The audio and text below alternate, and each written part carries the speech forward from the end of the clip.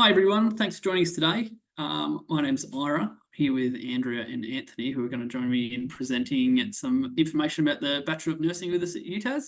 So we'll start with acknowledgement of country, just wherever you're joining us from today. Thank you for joining us, and thank you for acknowledging the elders past, present and emerging in your local communities and the Aboriginal perspectives of the land on which we live on.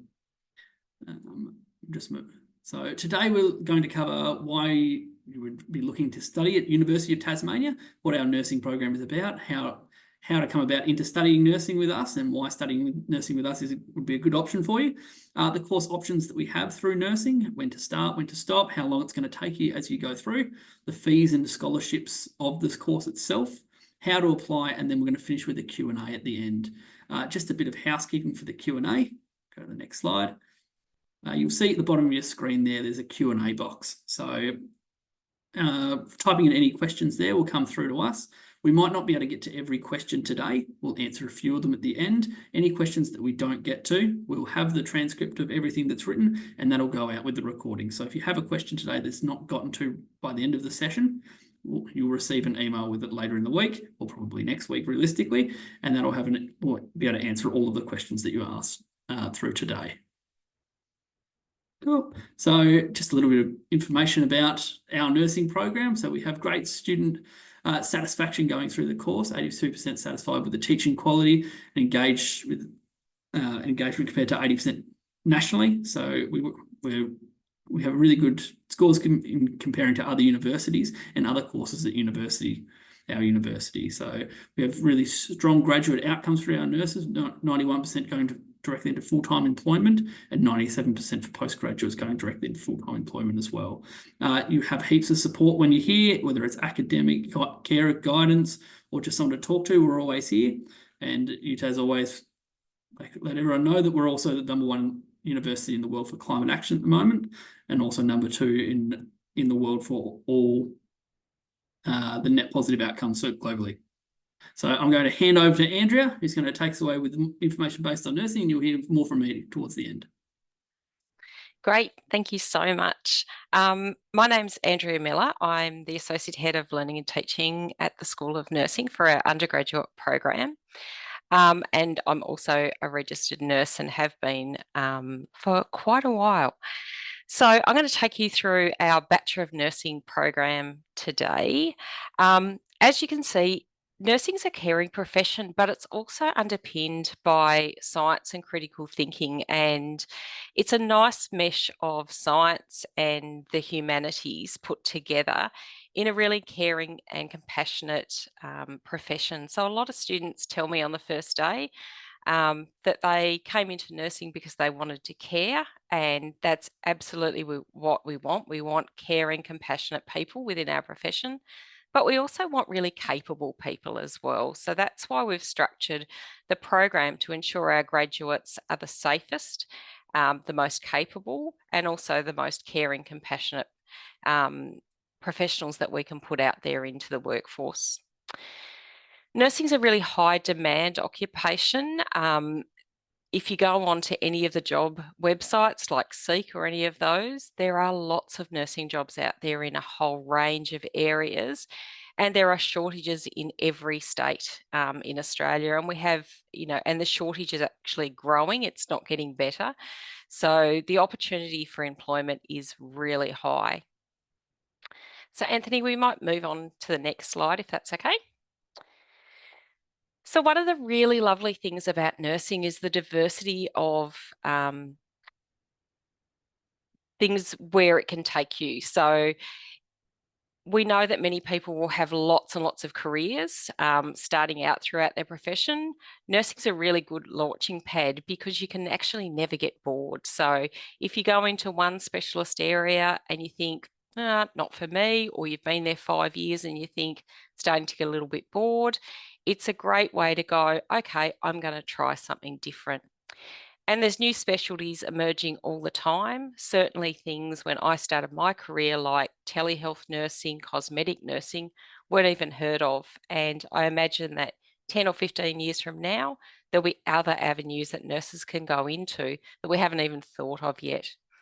So the traditional view of nursing is always the nurse in the hospital, but we're sort of moving away from that because we're moving nursing more and more into the community setting.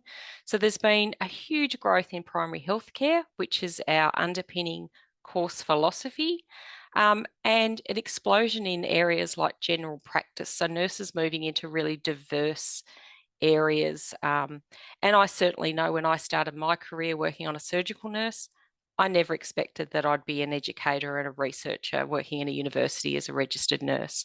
So nursing can really take you anywhere, and it's a hugely flexible profession, and not denigrating any of our allied health professionals or our medical professionals, but nursing has just such a wealth of flexibility that no other health profession really does. Next slide, Anthony. So as I've said, nursing is an in-demand profession, and within our course, we work really closely with our interdisciplinary partners. So we work closely with our colleagues in health sciences, pharmacy, social science and philosophy, and bring their knowledge and expertise into our course, which is really important. One of the really exciting things is that we have purpose-built environments at each of our 4 campuses to teach from. Our labs are quite amazing. We are moving in Launceston for anybody that's in Launceston to our new Willis Street building, which has absolute state-of-the-art laboratories from which to teach. So it's a great environment in which to learn. And we also have really good staff to student ratios, so that if you're unsure in a laboratory at any time, we run on a 1:9 ratio. So there's normally 18 people in a class, but we always have 2 staff in there, so that if you get stuck or you're not quite sure of something, there's always staff there to provide you with that real-time feedback and support as well. So as I said, nursing is growing, and we need more registered nurses going in to the profession. One of the really nice things about nursing is it's got a really structured career pathway. So the opportunity for promotion and career progression is absolutely right there. And as a new graduate, you can expect to earn around $75,000 a year, but you need to remember that that's a base rate, and many nurses start in the hospital sector, where you will be earning penalty rates for afternoon shifts, for night shifts, Saturdays, Sundays. So many of our graduates earn a lot more than the base rate salary as well. The offset, oh, sorry, Anthony. Bit ahead of me. The offset of that is we've also got a minimal HECS contribution and cost. So you're not going to, during those 3 years, end up with a HECS debt that is enormous. So it's got quite minimal costs as well. Sorry, now you can go ahead, Anthony. Sorry. So on all our campuses, this photo here is taken at the Burnie campus, at our Cradle Coast campus, and it's looking from our control room into one of our laboratory spaces. The nice thing about our laboratory spaces and our mannequin patients is that it's a real opportunity to practice in a really safe, supported environment where you're free to make mistakes. So we can make mistakes and we can learn from those mistakes in those environments, because our mannequin patients are incredibly forgiving. And if we do something wrong, we can learn from that experience and we can try it again. So that's why we have those laboratories, and we try and make those as real world as possible. And we also have community spaces as well to replicate environments that maybe are outside of the traditional healthcare hospital environment. So as I said before, we really leverage off the expertise of our partners within the university. So we have our colleagues in social sciences and philosophy teach into our course. So they teach some of our ethics content. They also teach our cultural diversity content, some of our Indigenous content as well. The School of Pharmacy teach one unit in our program, which is a second year unit. So we're heavily involved with our colleagues in pharmacy. Also, the School of Health Sciences teach into the bioscience component that occurs in the first year of the program. They teach those 2 units for us as well. So we're really integrated into other aspects of the university and the College of Health and Medicine and beyond. Next slide, Anthony. One of the big components, which makes up about 1/3 of our course, is our professional experience placement, which we shorten to PEP. This is the clinical education. So this is when you leave the university to go out into real-world clinical environments in 5 separate units. So we have a minimum of 800 hours of professional experience placement across the degree. That's divided into 5, and they increase in lengths of time. So in the first year, there's a 2-year professional experience, 2-week, professional experience placement. Then you go to a 3-week professional experience placement, followed by a 4-week professional experience placement, and in your final year you do 2 6-week placements. So the length of time and the complexity of those increases as you move through the degree. The federal government's also putting in the Commonwealth payments from June next year. So our first placement occurs after June. So students that are eligible for that placement will get that from 2025. And the other thing we have is the opportunity to do an overseas professional experience placement in the last year of your degree. Currently, those placements are in India or Nepal. You have a choice of the 2 countries, and we're certainly looking to expand that possibly into Vietnam in the future. And those programs have been really well received by students. So that's a 3-week placement in the final year of the degree, and yeah, certainly the feedback from students that have been to India and Nepal has been amazing and has been a highlight of their degree. You can move forward, Anthony. So I might get Anthony to talk a little bit with me about this slide. Just in terms of the types of entry pathways. Anthony, if you want to talk a little bit about the first part of this one. While I have a drink of water. Yeah, good idea. Thanks, Andrea. So as Andrea mentioned before, we do have a very wide range of applicants going into this degree. It's the biggest undergraduate degree program in the university. So Year 12 applicants, they're either applying under school's recommendation program or with ATAR. Most people are applying under, and we're assessing them against school's recommendation program. And offers have already gone out for most campuses. There is someone's asked a question about offers. Generally, I think it's probably a Hobart offer. We do delay Hobart offers a bit because there's high demand. I expect first round Hobart offers that are non-Year 12 or non-SRP will be going out pretty soon to add additional information to that question. So with SRP, offers have already gone because they're effectively based on Year 11 performance. ATAR comes through much later, and we'll be making ATAR offers when those results come through, which is generally December. We certainly get applicants with TAFE qualifications, that's diploma, study or higher, whether it's as enrolled nurses or otherwise. Now, if domestic applicants do not meet, and sorry, the other one I should mention is students or applicants with previous higher education studies. So we've got a pretty significant chunk of applicants who've done prior undergraduate degrees, whether in whole or in part. They don't necessarily have to have completed the degree, but that's a pretty significant volume of applicants too. For applicants that don't meet the academic entry requirements into the degree, we do have the DUS pathway. It's an excellent pathway program of 12 months, consisting of 4 nursing units, which you get credit if you pathway into the Bachelor of Nursing program, and then 4 general university preparation units. We've got about probably 100 or so people going into that program each year, and probably 60 to 70 pathwaying through into nursing, because there are other options if you do that pathway program. Thanks, Andrea. Back to you. Thanks, Anthony.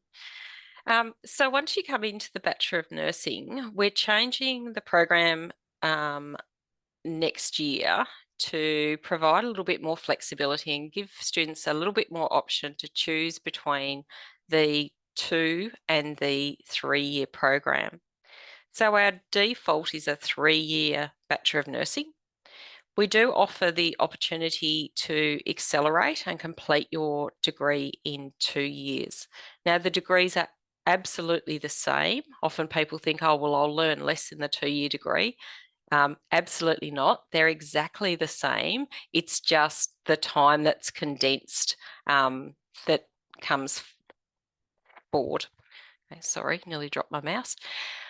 To be eligible to do the 2-year accelerated program, at the end of your first semester of study, you need to have a GPA of 4. So you need to essentially have passed your 4 units of study to be able to progress into that program. Now, you don't have to. You can get a wonderful GPA and think, no, completing in 2 years is not for me. I'd prefer to stay in the 3-year program. And that's absolutely fine. So we'll send invitations to students who may wish to take on that program. And certainly during your first semester, we give you lots of information about what that might look like. So previously, students have had to make that decision even before they apply. They've had to apply to either the 2-year or 3-year program. What we've found is often students have chosen the wrong one and it hasn't fitted with their lifestyle, it hasn't fitted with what they want. Either they find the accelerated program overwhelming and think, gee, I wish I'd done the 3-year program, or conversely, students get in and go, gee, I love this, I wish I could complete earlier. So now it's a little bit of a try before you buy avenue where everybody comes in to the 3-year program and you can choose to accelerate after your after semester 1 of the program. But we'll talk a little bit more about that as we go through and what that might look like. Next slide, Anthony. The other option is that you have 2 ways that you can attend the Bachelor of Nursing. So for most students, the default will be coming into class week by week in a very traditional semester based model. Each unit of study, which in your first semester you do 4 units, has a minimum of 2 hours on campus activity per week. Some units have more, some units have 3, but most have 2. So you can expect to be on campus an absolute minimum of 8 hours per week. The nice thing about choosing the weekly option is that it's really structured so that you know in those weeks when your classes are, so they don't vary. So it's a good way to manage things like childcare and other commitments because you know exactly what you're doing week by week. So it's a consistent time each week. It's a really nice balanced study load. And certainly students that come in from the Diploma of University studies in that pathway, this is the only option for them because we really want to support you in your journey through the Diploma of University studies. So Anthony, we might go to the next slide, which is your other option. The other option for students is to do an intensive model. Now, this isn't a residential model that some other universities have. It is an intensive model, and basically it means that your study is consolidated into weeks throughout the semester. So it's really for students who perhaps live a long way from campus or that have significant caring or other commitments. If you say nothing, you will be in the week by week model. There is an expression of interest that you need to complete to do the intensive study model. And this is quota managed. So not every student who applies will be able to do this. And you need to understand that if you sign up to the intensive model, you must be available in those intensive weeks from Monday to Saturday from 8 till 6. So you really need to block out that whole week because you'll have quite a few contact hours in that week. So a lot of on-campus hours because we need to make up for those weeks you haven't been on campus.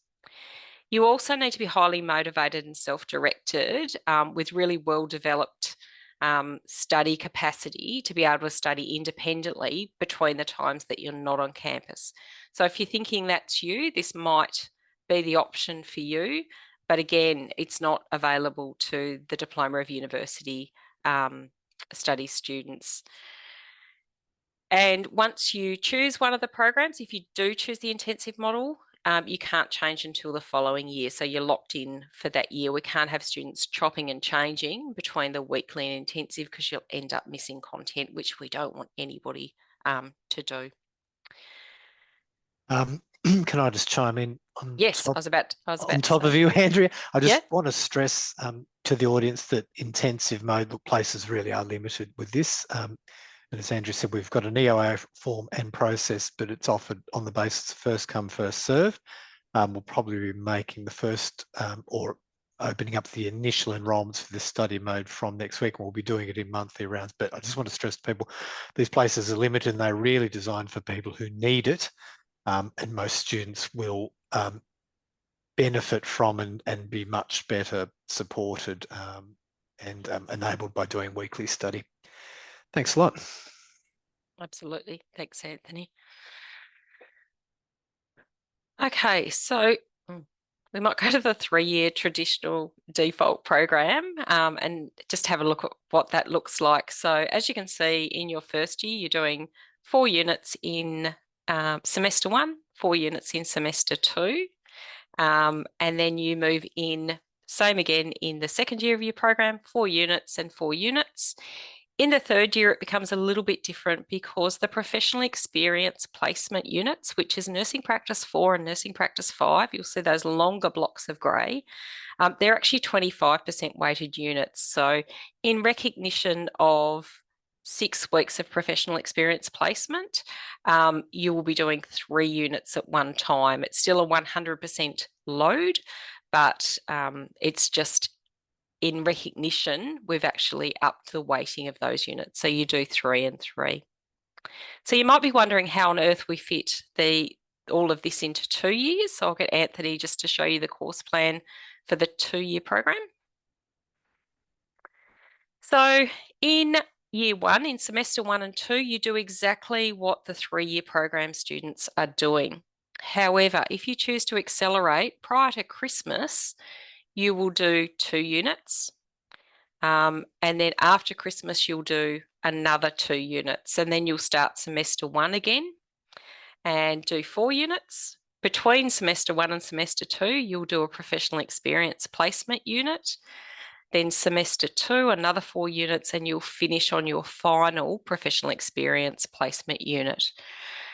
So if you enjoy long holidays, the 2-year program probably isn't for you. It is full on, it is fast and furious, but the upside is you do get to complete your degree in 2 years. So there are some breaks along the way, but they're quite minimal. So you don't get those really long, particularly that nice long summer break that your colleagues in the 3-year program would be doing. So that's how the program runs. So exactly the same units, they're just at different times to allow you to complete in 2 years. Anthony, next slide. So when do students decide on the 2 or 3-year pathway? At the end of the first semester of study is when you can make that decision. Basically through enrolment, when do students decide on learning mode, whether you do that. Again, it's through the expression of interest, and it is quota based, like the whole course is. The intensive model is quota based, and if you're in the 2-year program and you happen to fail a unit, this is a question we get asked a lot. Clearly, you won't finish in that 2-year program, and we remap your pathway, which might end up being a 2.5 or a 3-year program, depending on how you're going. So you really need to maintain that passing average to be able to progress through that 2-year program in a timely fashion. Next one, Anthony. Okay, so a few fast facts. As I said before, we do have 4 campuses. We've got one in Sydney at Roselle, we've got a campus in Hobart at the Domain. The Launceston campus is moving from Newnham to our new building at Willis Street. And also we have a wonderful campus at Cradle Coast in Burnie. The course offers a combination of webinars, self-directed learning, as well as on-campus workshop and laboratory sessions. So we use a range of teaching methods. As I said before, we have interdisciplinary units that are taught by experts from other aspects of the college and the university as well. And domestic students are Commonwealth supported. And it is really important to note that the Bachelor of Nursing is a quota-based course. So we have strict quotas in place, which I think Anthony mentioned before, why the Hobart office haven't gone.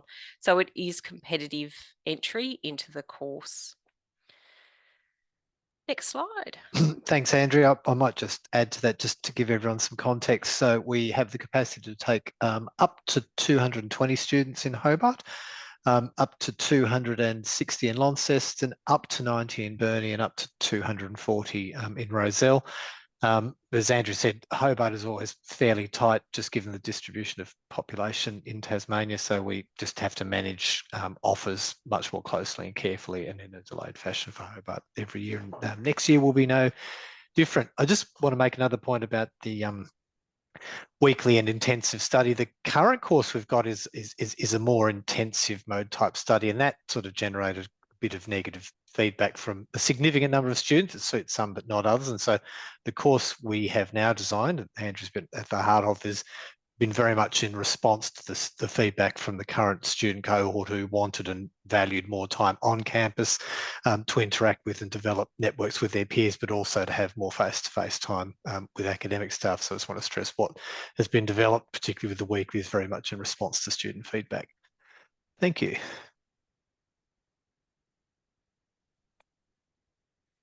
Anthony, you might want to keep going with this one. While I'm on a roll. While you're on a roll. While I'm on a roll, show my face as well.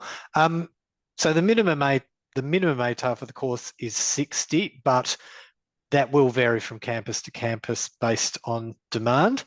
So you can, this information is all published on the UTAS website under the course, which is designated H30. So you can see that data. So in 2024, it says the lowest ATAR to receive an offer into the course in Sydney was 65.25. So we can provide guidance, and we also publish information on what the lowest offers were in the previous year. The other thing to bear in mind is not all students are ATAR students, but admissions effectively convert people who don't have ATAR scores into an ATAR-like score in order to assess them and rank them. As we said before, schools recommendation program, we're participating in that, as most courses are within the university, and that's been really successful for us and is a really good way for year 12 students to get entry in early without having to go through and wait for their ATAR process. And there are no prereqs for this course. So domestic applicants, we sort of touched on this before, but you've completed year 12 or you've done prior study at the equivalent of diploma level minimum, or a degree or a partial degree equivalent to diploma or minimum. So we don't take graduate certificate. We don't take people who've done less than diploma level study, but the DUS pathway is available for students who don't meet academic entry requirements immediately into the degree, and that has been a really good pathway. And vet study, Cert 3 or higher for entry into DUS, that should say, because it's minimum diploma. Okay, next. Sorry, my screen's frozen. Ira, I think we hand over to you now, don't we?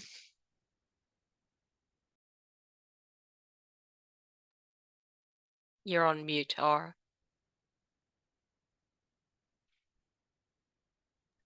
Sorry. Sorry, that's a lot of information we've just passed on there. So just to let everyone know that there is plenty of support available for any student or at any stage of the process that you're up to. So if you're applying or you've received your offer or you need help with enrolment, there's assistance available for you. You can wander onto campus, you can give us a call or just send us an email and we'll help you out with any of your issues. While you're studying There'll also be study support available to you. So nursing has a good peer-assisted study program, so you'll be able to study with other students, run by students that have already completed the subjects that you'll be doing. Student advisors can help you with anything that comes up in your degree that's administrative. There's learning workshops and 24-hour study support as well. There's career guidance for when you're actually going, as you're completing your degree and looking for jobs. There'll be career guidance for you. There are student jobs available, so we do have need of some student ambassadors on all campuses. It's pretty there's not many spaces for them, but we do always ask first and second years to come and be ambassadors for the university, and we also have volunteering positions available as well. For anyone who's struggling with their studies or struggling mentally with their studies, there's also counselling and wellbeing support available to all students. So if you are struggling in that capacity as well, there's resources available through the university. Okay. Just jump to the next slide. Great. So some of the costs of your degrees, university can be prohibitively expensive in a lot of the time. So we do have support available for you, whether it's through scholarships or Commonwealth supported places. Degrees at the university are priced by unit, and they are subsidised by the federal government based on need. So at the moment, as we've said earlier in the webinar, nurses are very highly needed at the moment, so they're very highly subsidised for the degree. So currently, the first year of nursing, or per year nursing, is roughly $4,600. So that means across the 3 years of degree, the total cost of the degree is roughly $14,000. So that doesn't need to be paid up front. It can be deferred. If you are then deferring those payments, you don't have any obligation to start paying those back until you're earning over roughly $50,000. So there are support available. If you want to pay it up front, you can do so, or if you want to defer those costs onto a HEX or help loan, you can do so as well. For scholarships, we have hundreds of scholarships available. A lot of them do close on the 31st of October, so if you need assistance with that, please reach out soon. Other scholarships are available for everything from academic merit to if you need to travel for university costs. Some scholarships are guaranteed to either get you to live on campus while you study, or to help you pay for your travel while you're actually commuting to university as well. So if you want to apply for scholarships, all you need to do is register for a scholarships account through the portal. Just easy as Googling UTAS scholarships. You'll sign up for your account, you'll answer a few questions, and you can start applying for scholarships straight away. Oh. As we go through, a lot of you have probably applied. All of our SRP students, well, not all of them, but many of them, have already received an offer, and now you're looking at enrolment. So applying for the course is as easy as just setting up an account and putting in as one of your preferences. You'll receive an offer fairly quickly within a couple of weeks. From there, you'll receive an offer. So those offers may have conditions on them. If you're an international student, it will have an English language condition on it. If you're an SRP student, the condition on it will be that you complete year 12. If you're going through with your ATAR, it will have the condition on it that either you've gotten a 60 ATAR on your year 12 studies, or that you will get that ATAR score as you come through year 12. So there's no prerequisite requirement for classes that you need to do, such as chemistry or health science or anything like that, but the conditions on the offer will be that you, depending on what process you're coming through. So SRP will just be the year 12. For enrolment, for any year 12 students, your enrolment will open December 18th this year, the same day as your ATAR is released. So as soon as your ATAR is released, that lets us know that, hey, you've completed the condition on your studies, that you've completed year 12, you can now enroll in your units. So if you need assistance with that, I'll go into more detail in a moment, but enrolling in your units is actually when you'll start choosing when you're going to be on campus, what your timetable looks like, and that's when you're actually committing to studying at the university. So for mature age students, those not coming directly out of year 12, you will be able to enroll in your units from now. Can you just nod your head if that's correct for me, Narelle? Yep, she just said yep. So mature age students can already enroll in their units. For those coming out of year 12, we do need to wait for your ATAR. Just go to the next slide.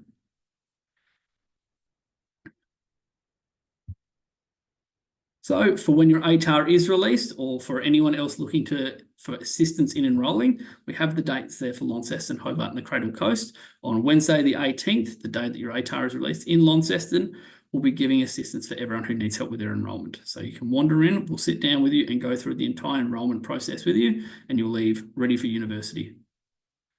Same for Hobart and same for Cradle Coast. So if you need any assistance with anything that comes through with your enrolment or have any questions, come along to the Know Your Options Day, scan the QR code there, or just go to the website and register, and we'll get you through the process with as little worry as possible. So for now, that's everything. We do have some questions here that we have had a lot of questions asked. I'll just go through. Sorry, I'll just read some of the questions that we've got there, answer them as I go, but also I might get in Andrea and Anthony if I need any help along the way as we do this. So, can we apply for scholarships for domestic students? Yes, they are open now, and a lot of them will close on the 31st of October. Those that don't close on the 31st of October are very general scholarships.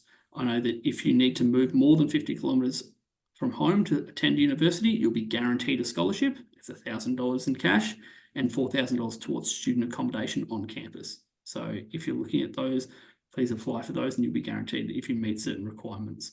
Is there any government supports towards getting laptops/books if need be? That is something that you would need to check through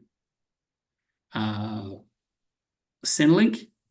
It's not that I'm aware of. Our study scholarships, you would need to go through the list and have a check for those. Do those with more than one entry requirement have a higher chance to receive an offer? Meeting multiple entry requirements may strengthen your application when ranked against other applicants. So for those applying for Hobart, we will be looking at, they will be essentially ranked against each other, and those with higher scores will be more likely to get offers. So with a better SRP score, you'll be more likely to get an offer into Hobart. But you will need to, entry requirements are just requirements that must be met in order for you to get an offer. Yep. Just on the Hobart point, thanks, Sarah. It's important that if you do get a Hobart offer to accept it as quickly as you're able to, because there are deadlines, acceptance deadlines on those, and we understand if people circumstances change or they change their mind, and in that case, please decline your offer so we can pass it on to someone else. But if that is this is the campus that you want to study at and you do get the offer, we strongly encourage you to accept that as soon as you're able to, and then go through the admit process again as quickly as you're able to guarantee your place. Thanks. Yep. So for all nursing offers, when you receive your offer, just be it through email, it'll have a condition on your offer that it needs to be accepted by a certain date.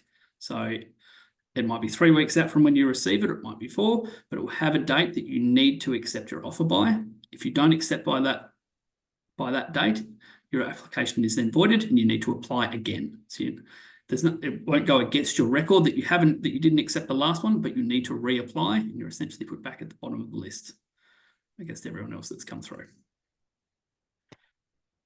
I've got a question about studying in Sydney but doing placements in Tasmania. Andrea, what's our position on that? Generally, yeah, not.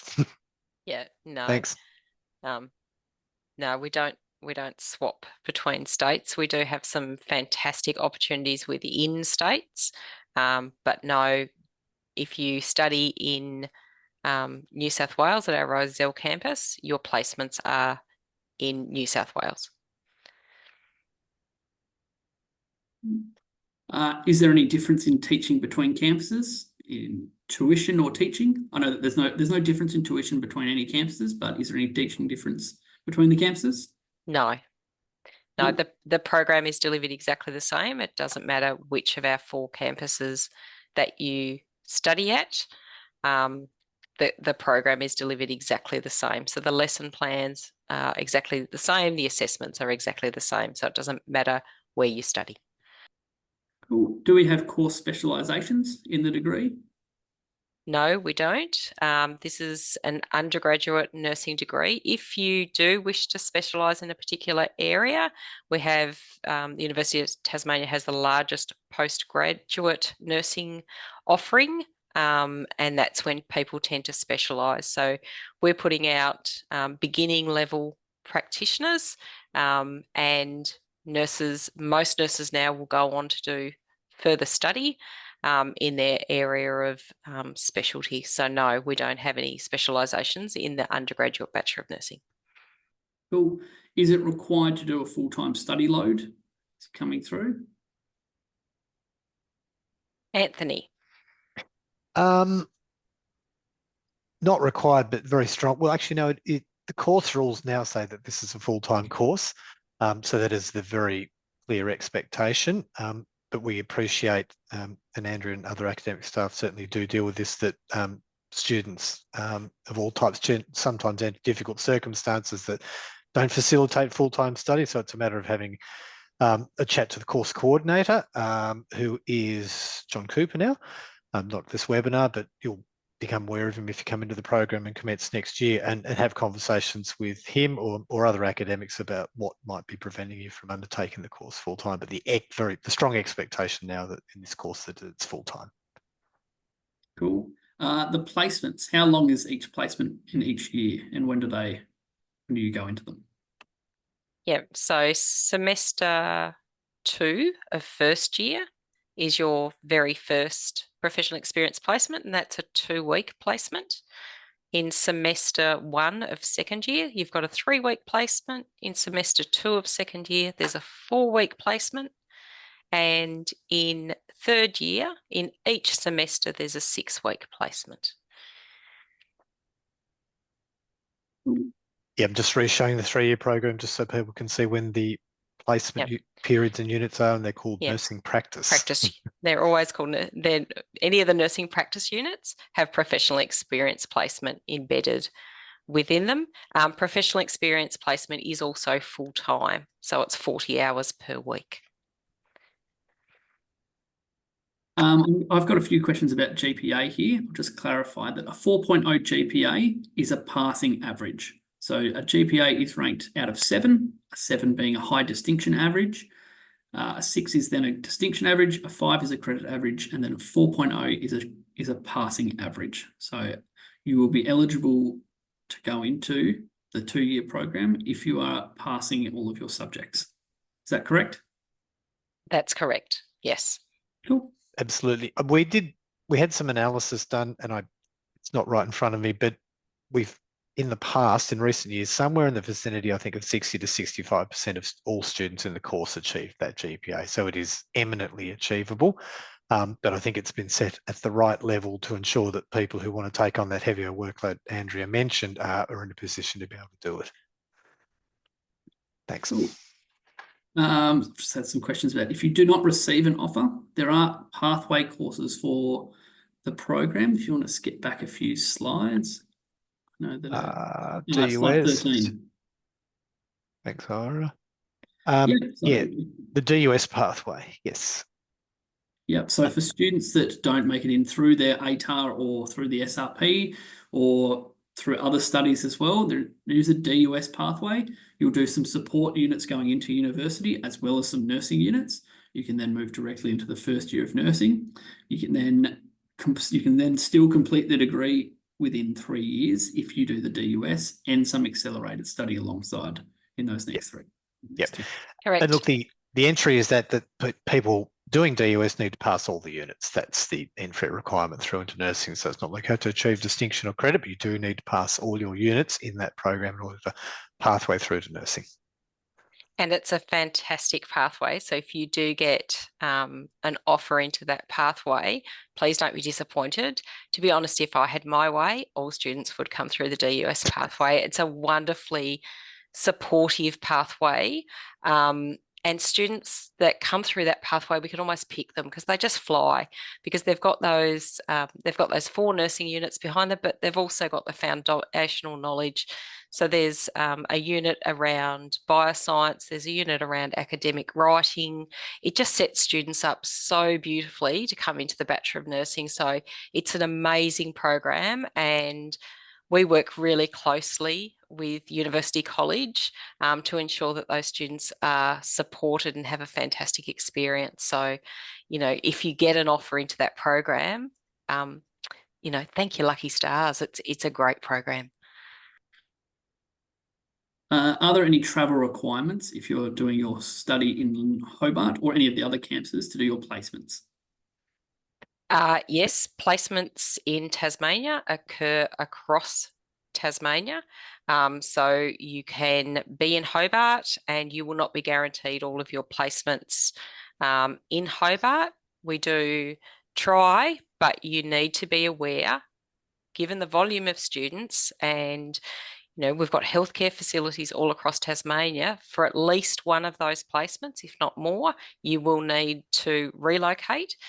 Having said that, we work with the Rural Clinical School and we've got some amazing accommodation in some of our rural and remote areas. So we have accommodation on Flinders Island, King Island, Swansea, Queenstown, down the hill, and we've got lots of free accommodation for students as well. So some of those opportunities are fantastic, but yes, just be aware that you may will need to relocate for at least one of your placements, if not more. So just keep that in mind as well.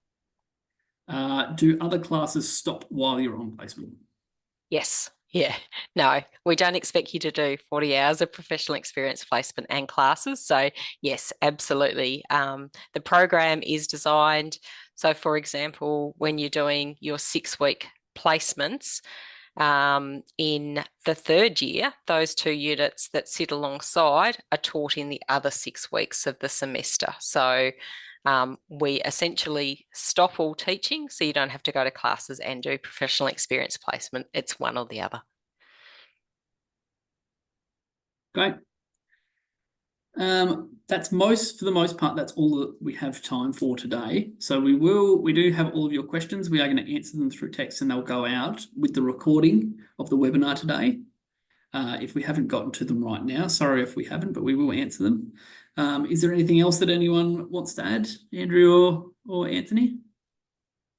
No, thank you very much for organising, team, and thank you very much to everyone who has come. Great. Thank you very much to everyone who attended, and we'll send out the recording, all the information along with that in the coming days. Cheers.